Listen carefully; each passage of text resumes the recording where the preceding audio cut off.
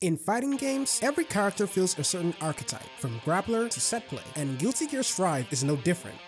Kinda. You see, Strive has this thing called battle types that groups the character by playstyle, and some of them are very odd, and we're gonna go through everything. And let's start with the most common one, balance. Their moves are easy to use. If you're debating who to play, give them a try. These are the go-to characters when you don't want to worry about anything besides fighting.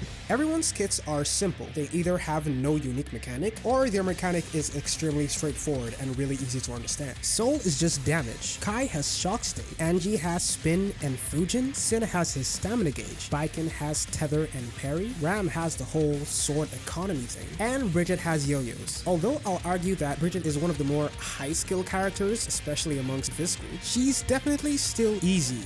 Trust me. Moving on to the second most common battle type in Strive, Rushdown. Overwhelm the opponent with fast-paced, continuous offense at close range. This is where the high-speed, high-mix-up characters reside. Their kits and gimmicks are geared towards opening you up via mix-ups like left-rights, high-lows, and the most disgusting strike throw in the entire game. These characters have a more active playstyle, and although playing patient is generally a good thing, they shine the most when they're taking the initiative. Elfelt has Chain Lollipop, a 3-part record that's damn near a slot machine. Ino has her hover dash that gives her access to incredibly fast insert overheads that makes blocking her a literal slot machine. Leo has his back turn or Brynhilder stance that gives him a stand-in low, a safe overhead, a dash that can phase through the opponent giving him access to left-right mix-ups, and a parry, just in case you dare press the button. Milia has 2 air dashes, 2 command movements, and a disc that makes you guess for dear life, only to get tickled. Giovanna has the best strike throw in the game, and pair that with the best step dash in the game, she's onion like butter and you're toast. And then there's Chip, the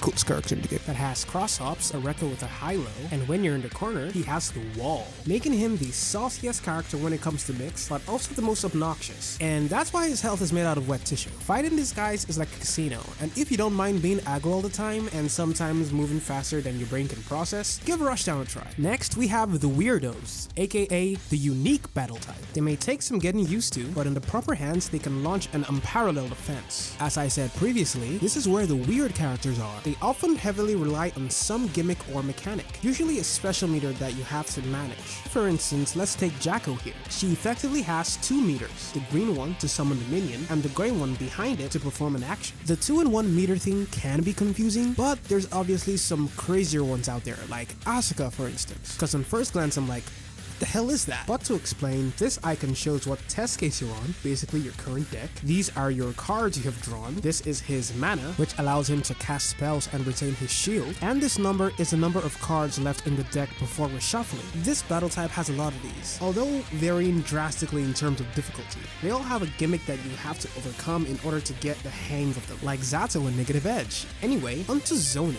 Their long range makes them good at fighting from a distance. Use their strong pokes to handle whatever your opponent throws at you. If you fought Axel or Testament, you'll understand how frustrating it is to try and get in on them. They're always at a range where you can't touch them, but they can touch you. Johnny is kind of a hybrid Rushdown, but his Misfinder special seems to have designated him as a zoner in this game. Play these guys if you're more keen on keep away. Now, onto the more snowbally battle types. Power. Crush your opponents before they have the chance to fight back with this unrivaled power. So in other words, big damage.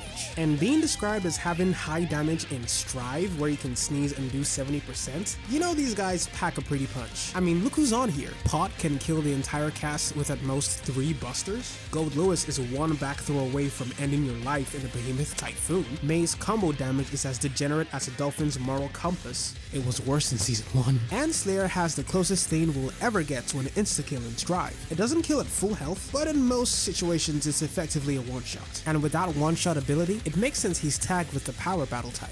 And the next we have one-shot.